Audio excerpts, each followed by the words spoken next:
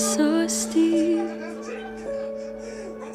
He's crying his eyes out with dust, and they're playing D&D.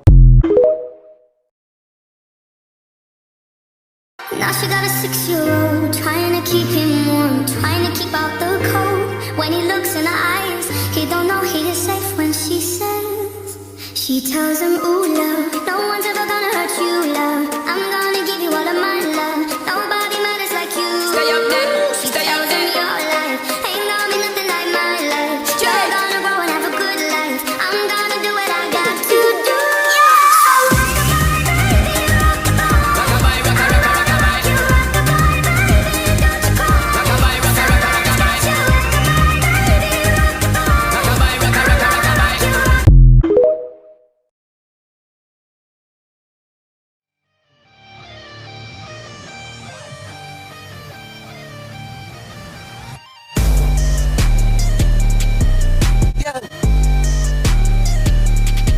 I'm rocking this pet with a stick, little bitch, but I'm not a veteran.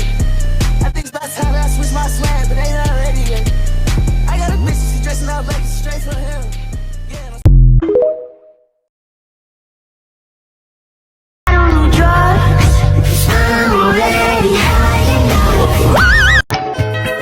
Once de la noche en San Salvador, El Salvador.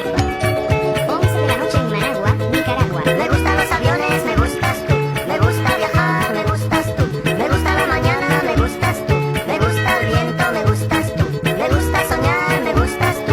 Me gusta la mar, me gustas tú. ¿Qué voy a hacer? Je ne sais pas. ¿Qué voy a hacer? Je ne sais pas.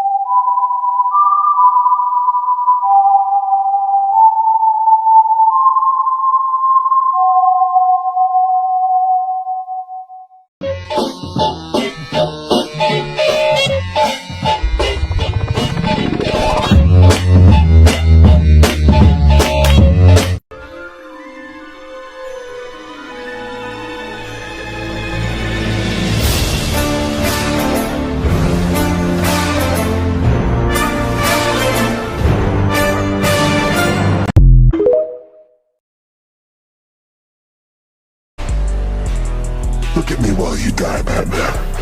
Look at me.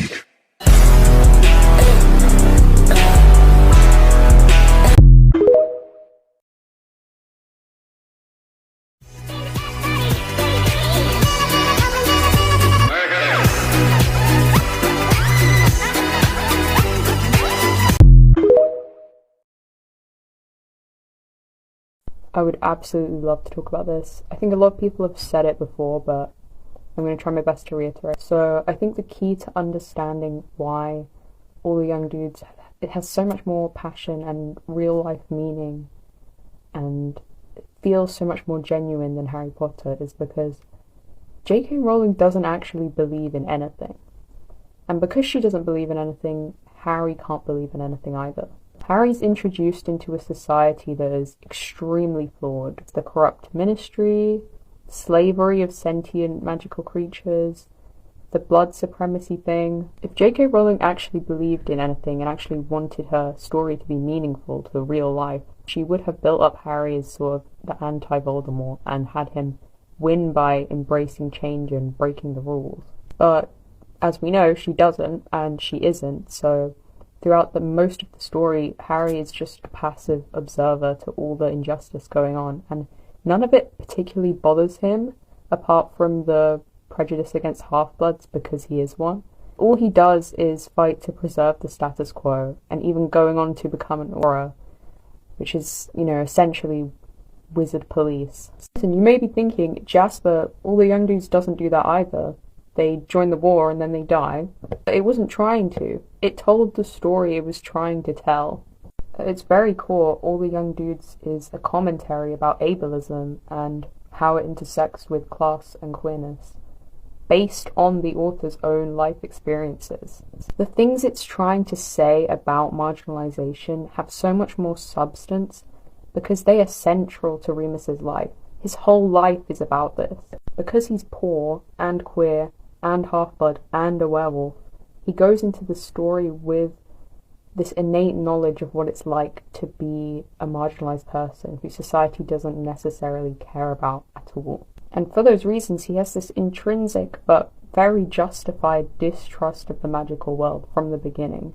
And where Harry was too trusting, he doesn't trust at all. All of the change in the story is automatically driven forward by his anger at the wizarding world and how it's left him completely adrift, and also by his hope for change for the better.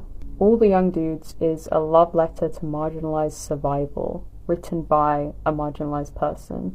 J.K. Rowling is a liberal centrist, and her inability to be bothered by any kind of real-world injustice strips all the meaning away from anything that could have been meaningful in her books.